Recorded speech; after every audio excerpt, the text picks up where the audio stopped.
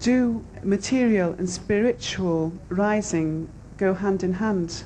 Together, yeah. Together? Can be. Because when we are wise, when we rediscover our wisdom again, then of course we'll be more intelligent, more able, more clear in everything that we do in life, and of course we will be more successful. So our material success will also go along with the spiritual progress. But sometimes, because we don't care after we are enlightened, we don't really care so much about material gain, so we don't bother to exercise our wisdom. But we may do so and become successful in both worlds. How can we communicate with God, and how can we see Him? How can we see paradise? Yes, that's what I'm here for. Stay behind, I show you. Easier than to get a taxi. It took me ages to get a taxi here. But there are some little instructions of do and don'ts you should know to protect yourself, because you have forgotten, so I have to remind you all the way. When and how was the universe created? Aha! You want me to stay in Greeks forever, standing here 100,000 millions of years to explain this? I think you want to trick me to stay in Greeks for a long time. Thank you. You see, the universe is forever creating, and creating. Apart from the great guy himself, we are all creators of some kind. And each beings in other planets, in other galaxy systems are creating every second of our existence. So it's it would be a mistake to say that when this universe created and when it will end. Every time we have loving kindness thought, we create heaven in a different sphere. Every time we have hatred, we create miserable hell somewhere that we don't even know yet. Therefore, we must know God in order to create only happiness, because everything we create come back to us manifolds afterward. God doesn't create hell. It's the energy of the beings that interact with each other century after century, eons after eons, that create these things and that thing. God sees the misery and the hatred between people. Why doesn't He present Himself in order to aid His children? His presence is sufficient. He does present Himself all the time, but do we have the eyes to see? I'm coming here to try to open your spiritual eyes so you can see God. Otherwise, how does God appear in this world? How do you want Him to appear? As what kind of nationalities? What kind of religious figure? Then we fight again. Oh, He's my God, He looks like Jesus. Oh, the Buddhists say, no, He's a Buddha. No, He's mine. You know, and the Muslims say, no, that's Allah. That's Allah. And how does He explain Himself? Tell me. And how? He should fly from the sky right here? They might shoot Him. I think alien. Some people might think even He's a devil Himself. It's very difficult. They have killed Jesus. They have killed so many gods that came here. We humans have forgotten completely heaven, that it's very difficult for us to accept anything that we are not used to. I have a joke for you. There's a black man. He wanted an apartment in that area, but he couldn't get in because he's black. You know, some places they're racist. Oh, that's another thing. Suppose he appear white, the black people cannot go in.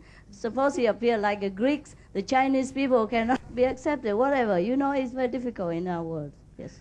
So there was a black man who was kneeling there under his bed and said, God, please, I want to rent the apartment there, but they don't let me because I'm black. Please bless me. I need that apartment, please. So God said to him, oh, don't bother. Go elsewhere. God said, I also cannot go in there. So the black man was very puzzled. He said, why? But God, why? You are almighty. You can go anywhere. So God said, if I go there, they ask me what kind of religions I belong, and I don't know how to explain this.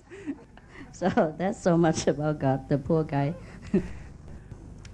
You told us previously about reincarnation, and that spirits can choose if they will reincarnate or not. They choose freely. What, therefore, is the law of karma? And what are the lessons that we have to learn in each incarnation? Actually, we don't have to learn anything here. We just have to remember what we already know. And about the law of karma, whatever we do in this world will affect us, come back to us. And some follow us until after the physical life. Of course, if we are not enlightened, it will follow us everywhere. Because the law of cause and effect is that whatever you sow, so shall you reap. But sometimes the effect don't come quickly enough before we die, so it's still there, and we must, of course, take care of that. At the time of death, the soul can choose to be reincarnated wherever it wants, and that always stands true. But because the soul is all knowledge and all justice, so if it knows that during the lifetime it has done some things that is not favorable for a higher condition, a higher dimension, then he will, by himself, the soul itself, will choose to be reincarnated wherever suitable circumstance to iron out this debt or this obligation. That's why I said only enlightened person have a higher choice or lower choice, as he truly can make choice. But the unenlightened souls have not much choice. Belief comes from listening, and listening comes after speech. How can speech exist if the preacher does not exist? He means during the transmission, there's no speech. That's right. The speaker exists. It's God himself. It speaks in a silent language. We only use the human language to teach human things and for the human brain. But God will use his own language to teach God's quality and God's doctrine. You will hear something, you will see something, but not with this physical instrument. You will be raised up to a higher dimension in order to receive the higher teaching, which is not in the human language. But from this teaching, you will understand the universal law. You will understand the existence of God and of every being in the universe. Okay? It's a heavenly speaks different. Only the soul will understand. You will understand inside. How can man overcome his human existence, his humanity, which has within it so many frailties and so many fears?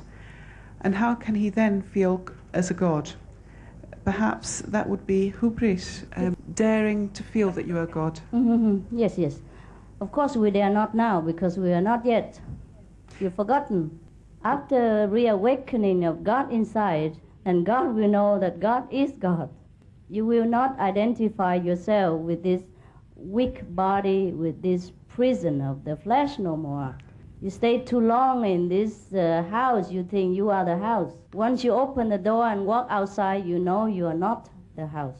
Doesn't matter how bad the house looks, how damaged, how terrible condition of the house, is not you.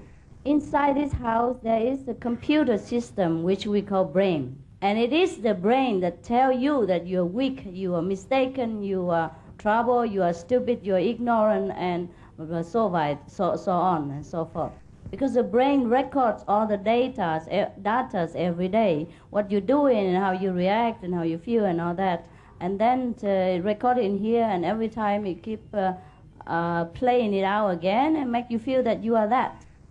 After awakening, we can every day, at least temporarily for some time, detach ourselves from the physical body and the physical brain and know our true self, which is all perfect, all glory, all love, all wisdom.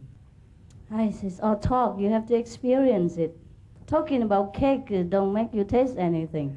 Should come in and eat the cake yourself, then you know what it is. Now to thank Master very much for her lecture and for her patience with us and for answering the questions. Thank you, thank you. Thank you very much for giving me this honor.